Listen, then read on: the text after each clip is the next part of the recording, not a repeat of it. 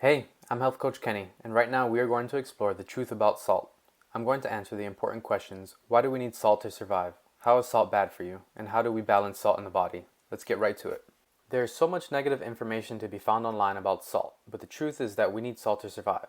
Salt is needed to conduct nerve impulses, contract and relax muscles, and maintain the proper balance of water and minerals. Salt extracts acidity in the body, and without enough salt, the body will become more and more acidic. It's essential for the prevention of muscle cramps, for making the structures of our bones firm, ridding the lungs of mucus and phlegm, and for maintaining sexuality and libido.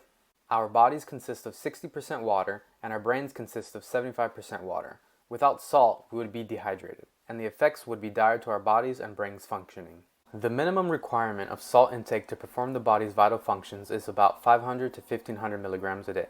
This is the low end of the salt spectrum, and you do not want to go below this amount. Like anything else in excess, too much salt can have negative effects, especially if you're not adequately hydrated.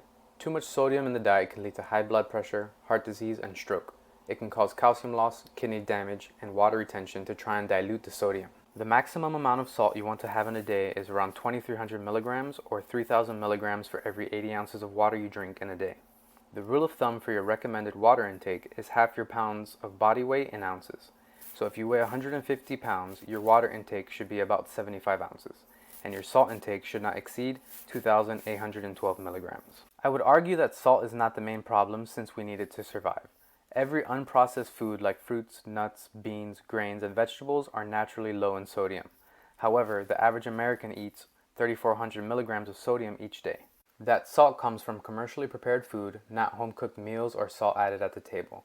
According to the CDC, the top 10 sources of salt in our diets are bread, bread rolls, pizza, sandwiches, cold cuts, cured meats, soups, burritos, tacos, savory snacks like chips, popcorn, pretzels, and crackers, chicken, cheese, eggs, and omelets.